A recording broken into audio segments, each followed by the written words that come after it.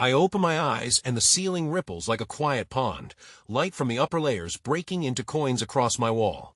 A fish the size of my palm peers through the membrane window, blinks once, and flicks away into the alley of seagrass. My name is Daniel, and where I live the air is water, the streets are currents, and the neighbors speak in hands, light and low humming.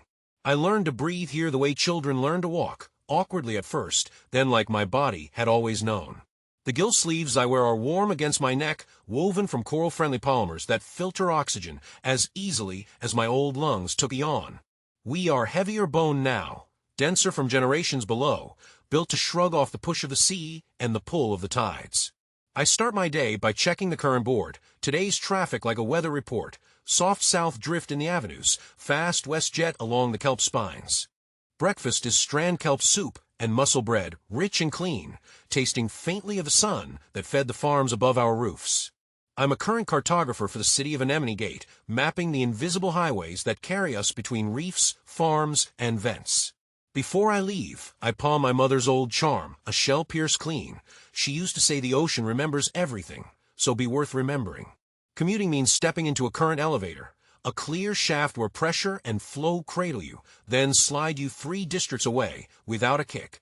Outside, Anemone Gate unfolds, living architecture coaxed from coral frameworks, limestone arches seeded with reef-safe microbes, windows that flex like eyelids in storms. We build in layers according to pressure. Families with toddlers live in the higher, gentler shelves, and workers at the thermal plants stay deeper, bones thick with the story of weight. The first thing visitors ask is how we talk, and the answer is, with everything we have. We sign, we hum, we glow in short phrases using low pellicle lights. My best friend, Luis, loves the old surface slang, but he clicks like a dolphin when he's excited and paints jokes in drifting ink that fade before elders scold him. Today's route takes me past the spiral market, where growers trade strand kelp spools, violet algae syrups, pearl millet from brackish terraces, and the perfect spiral shells for tea. No fire down here, our kitchens are pressure and enzyme, fermentation and slow warmth from microreactors, tastes coaxed rather than scorched. People think we left the surface because of fear. Mostly we came because the sea could carry more of us without breaking, if we learned to carry it back. Anemone Gate runs on a braid of energies, the tidal engines in the canyon mouths, the thermal siphons near vent fields, and a lace of blue-green laser lines for data. Acoustic links are slow but honest. When storms cut the optical paths, the backup pings keep the lattice alive, like heartbeat drums in the dark. We learn quickly that sound is power and harm. The city has quiet hours and ship corridors with soft skirts of bubbles to muffle the thud of hulls. Schools teach children how to equalize, how to listen to their own ear stations, how to slow a panic into a practiced exhale, and how to knot a rescue line eyes closed. Our stories change too. Theater is floating chorus and light on limestone, and novels are ink scrolls you turn by waving your hand, letters drifting like plankton. I pass the Whale Council buoy, an old idea made real. We don't hunt them, we hire them. In exchange for our quiet lanes, they share routes, storms, and songs. A council elder once told me, with patient clicks, "You are young at being water, keep practicing." I am. We are. At the office reef, I settle before the current table. A model of the days flows in ripples of light and sand. I sculpt gates and vents with 2 fingers. Currents are our subway. We bend them with discrete fins along corridors, with vent-fed drifts, with kelp forests planted like windbreaks for water. An alert pings my wrist. A cyclone up top has punched a downwelling, driving cold water toward the nursery terraces, bad for coral, worse for the tiny.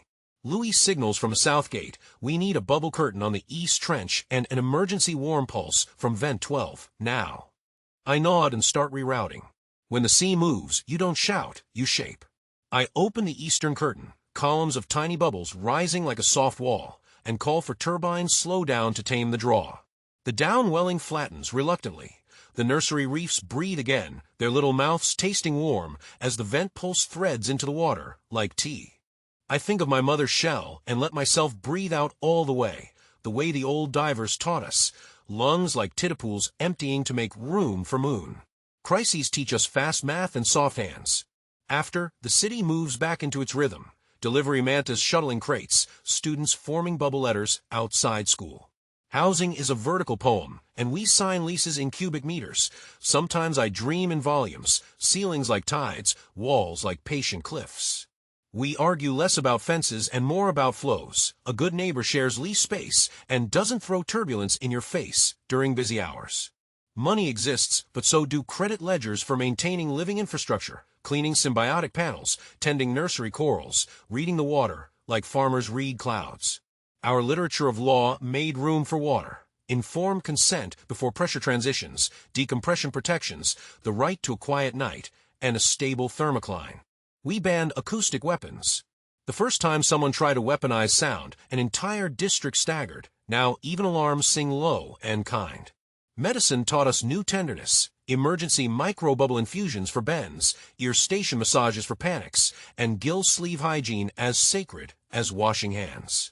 Sports changed too. Current riding along kelp corridors, slow ball in 3 dimensions, and the spectacle of lantern races at night, ribbons of light chasing like comets. At midday, I visit the Strands, our biggest kelp farm. The fronds rustle with shrimp and juvenile fish, a city's pantry waving graceful and green.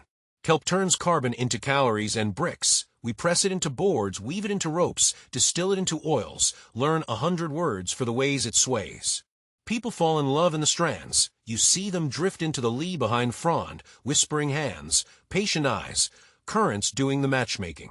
Some still go to the surface now and then. I went once to a floating garden, sun harsh and sweet, air too light, sounds like paper cut too thin. The old sky is enormous, the sea intimate. I prefer the conversations down here, light across limestone, hand against hand, bird bone whispers of water moving.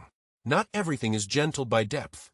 Mining syndicates once scraped nodules near the abyss, leaving scars that glowed with sorrow in the shrimp's songs.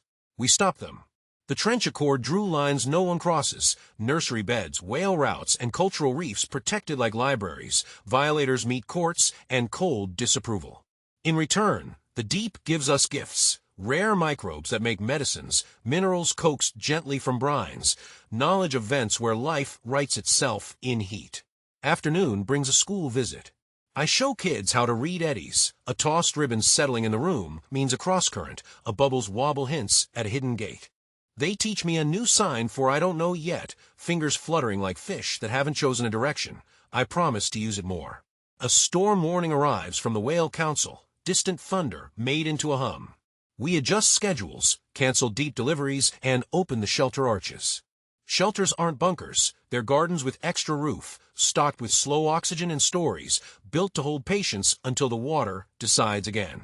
When the water heaves, we remember our first lesson. To live here is to be roomy inside, never brace too tight, never trying to nail currents to the floor. Evening pours through the city like ink. The bioluminescent lamps wake, seated in spirals, their rhythm a heartbeat borrowed from the vent fields. I meet my father near the Memorial Ridge, where names of the first builders shimmer on limestone, each letter brushed nightly by grazing snails. He was a net fisherman before the shift, hands scarred by rope, and he laughs that my knots are all made of water. Better ones, he says. We debate ethics and anchovies, and agree the sea is not a storehouse nor a god, but a neighbor with moods and limits.